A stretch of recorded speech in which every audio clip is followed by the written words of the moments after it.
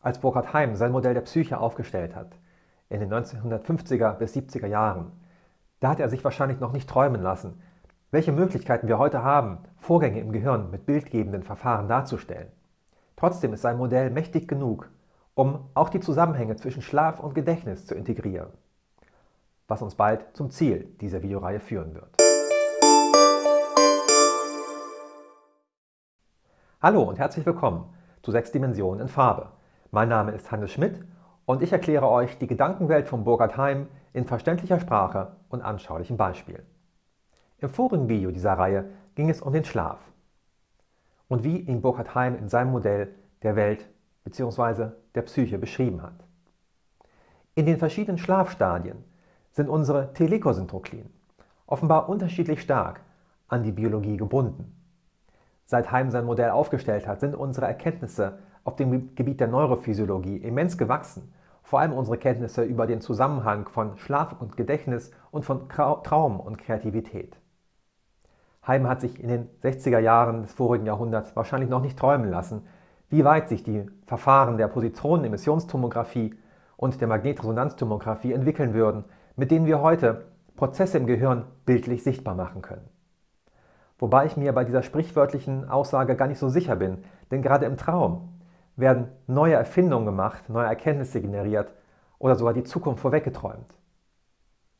Der Chemiker Auguste Kekulet zum Beispiel träumte die Struktur des Benzolringes, nachdem er wochenlang darüber gegrübelt hatte. Ein anderer Chemiker, Dmitri Mendelejew, fand im Traum die Anordnung der chemischen Elemente in unser heute bekanntes Periodensystem der Elemente. Wenn man ein schwieriges Problem hat, das Beste ist, darüber zu schlafen. Und im Traum erledigt sich das oft fast wie von selbst. Selbst wenn man sich an den konkreten Trauminhalt, der das Problem behandelt, gar nicht erinnert. Das ist mittlerweile sogar wissenschaftlich erwiesen und durch Studien abgesichert. Heim muss also einen sehr guten Schlaf und sehr lebhafte Träume gehabt haben, so viel wie er geistig geschaffen hat. Ohne die ablenkenden körperlichen Sinneseindrücke und die Limitationen der körperlichen Umgebung können im Ilkor also offenbar halluzinatorische Prozesse auftreten. Und diese innere Realität kann im Prinzip völlig frei gestaltet werden.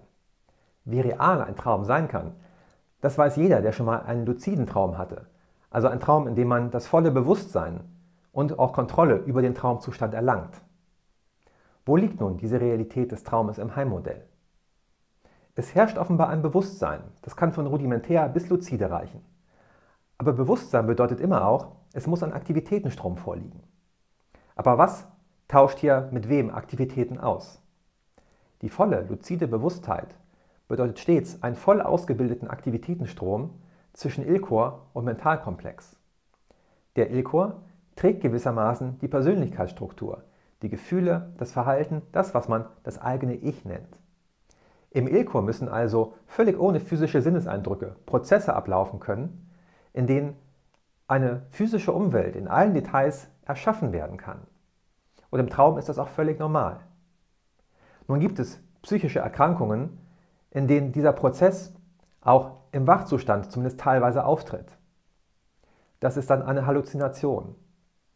Für den Betroffenen ist so eine Halluzination nicht von der echten Umgebung zu unterscheiden. Sie ist ganz normal, wird ganz normal als Teil der Realität erlebt. Im Traum kann das mentale Selbst den Unterschied feststellen, indem es anhand gewisser Kriterien prüft, wie realistisch die Erfahrung ist, die es gerade macht. Das ist eine Technik, die man anwenden muss, wenn man einen luziden Traum herbeiführen will. Das ist auch genau das, was ein unter Halluzination leidender Mensch tun muss, wenn er seinen Zustand lernen will zu beherrschen. Vielleicht kennt ihr den Film A Beautiful Mind, in dem Russell Crowe den Mathematiker John Nash spielt. John Nash litt an Schizophrenie und halluzinierte über Jahrzehnte einen imaginären Freund und dessen kleine Tochter. Er selbst merkte aber irgendwann, dass etwas nicht stimmen kann, weil diese Personen über diese vielen Jahre gar nicht alterten. Das ist zumindest die filmische Umsetzung. Soviel zum Traumschlaf oder REM-Schlaf. Nun aber zum zweiten Typ, dem Nicht-REM-Schlaf oder dem Tiefschlaf. Hier laufen ganz andere Prozesse ab, die vor allem mit dem Langzeitgedächtnis zu tun haben. Ich kann das hier nur verkürzt darstellen. Wer das Thema vertiefen möchte, dem kann ich nur noch mal empfehlen, das große Buch vom Schlaf. Professor Matthew Walker ist Professor für Neurophysiologie und Psychologie an der Universität Berkeley und hat diese Zusammenhänge über lange Zeit erforscht. Sehr interessantes Buch und auch sehr erschreckend, wenn es darum geht, was wir eigentlich alles falsch machen im Zusammenhang mit gesundem Schlaf, individuell wie gesellschaftlich. Denkt auf jeden Fall daran, im Zusammenhang mit diesem Video auch das vorige Video zu gucken. Wenn euch die Videos gefallen, lasst ihnen ein Like da oder einen Kommentar und wenn euch der Kanal gefällt, abonniert ihn und aktiviert das Glöckchen für Benachrichtigungen, wenn ich neue Videos veröffentliche. Im Nicht-REM-Schlaf werden nach dem neuesten Stand der Forschung Inhalte aus dem Kurzzeitgedächtnis ins Langzeitgedächtnis übertragen und Inhalte aus dem Kurzzeitgedächtnis, die nicht benötigt werden, gelöscht oder gewissermaßen aufgeräumt.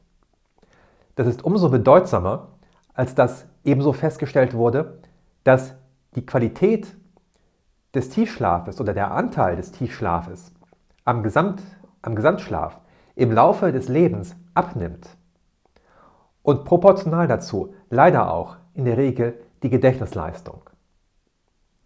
Was bedeutet das Ganze nun in Bezug auf das Heim-Modell? Vielleicht erinnert ihr euch daran, was ich im Video über die Quantenmaximen erzählt habe, über die syndromatische Struktur eines Elementarteilchens.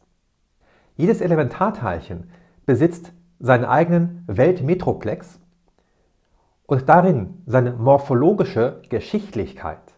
Das heißt, jedes Syndrom ist ein Zustand, den es in der Vergangenheit eingenommen hat und das stellt gewissermaßen seinen ganz persönlichen Verlauf der Dinge dar, sein Gedächtnis, wenn man so will.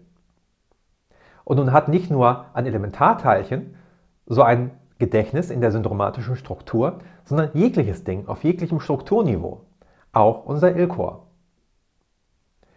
Es muss hier also eine Art absolutes Gedächtnis vorliegen. Kleiner Einschub.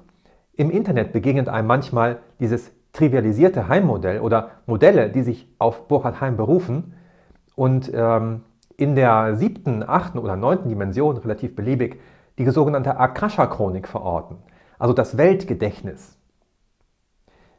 Diese Modelle sind leider Unsinn, oder zumindest ist es Unsinn, sich dabei auf Heim zu berufen, aber natürlich gibt es diese Akasha-Chronik.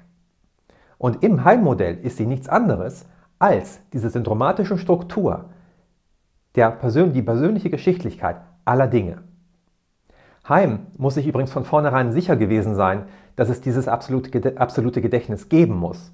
Denn es war ja seine persönliche Erfahrung. Nach seinem Unfall im Jahre 1944 hat er aus der schieren Notwendigkeit heraus, weil er fast nichts mehr sehen konnte und fast nichts mehr hören, ein absolutes Gedächtnis entwickelt. Er konnte sich Zeit seines Lebens dann ab wenige Monate nach seinem Unfall an jedes Ereignis, an jeden Tag erinnern und konnte sagen, er hat an dem und dem Tag vor 30 Jahren mit der und der Person telefoniert und was sie gesprochen haben. Aber es sind noch andere Fälle von Menschen mit absolutem Gedächtnis aus der Literatur bekannt. Das bewusste, willentliche Erinnern im Sinne eines Langzeitgedächtnisses setzt aber voraus, dass eine Reflexion des Mentalkomplexes auf den ILCOR stattfindet und die syndromatische Struktur des ILCORs dem Mentalkomplex zugänglich ist oder dass die Gedächtnisinhalte dem Mentalkomplex selber eingeschrieben werden. Ich möchte behaupten, dass im Falle des Langzeitgedächtnisses Letzteres geschieht. Warum genau, das möchte ich im folgenden Video auflösen.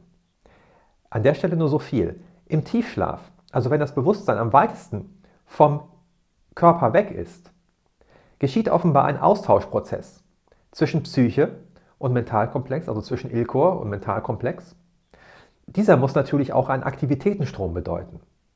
Aber die Telekosyntroklinen, die normalerweise an den Körper adaptieren, also an die tieferen Totalitäten, adaptieren in diesem Fall, zumindest teilweise, an die höheren Totalitäten. Der Aktivitätenstrom, der hier ausgetauscht wird, muss auch eine Form von Bewusstsein bedeuten, nach dem Heim-Modell. Allerdings ist dieser offenbar so schwach oder so fremdartig, dieser Zustand so fremdartig, dass er normalerweise nicht bewusst erinnert wird. Und trotzdem gibt es außergewöhnliche Bewusstseinszustände, etwa in Meditationserfahrung oder persönlichen Grenzerfahrungen, in denen diese Zustände doch, zumindest zum Teil, erlebt werden. Damit möchte ich das Thema dieses Videos abschließen und zusammenfassen. Wir haben jetzt ein viel detaillierteres Modell davon, was zwischen Mentalkomplex und ILCOR alles passiert und wie sie strukturiert sind. Und mit diesem Modell können wir uns jetzt endlich an die Beantwortung der Frage aller Fragen heranwagen. Was passiert eigentlich, wenn die Verbindung zwischen ILCOR und Körper permanent getrennt wird und wir also den endgültigen Tod erleiden? Diese Frage möchte ich in aller erforderlichen Würde im nächsten und voraussichtlich letzten Video dieser Reihe beantworten bei 6 Dimensionen in Farbe.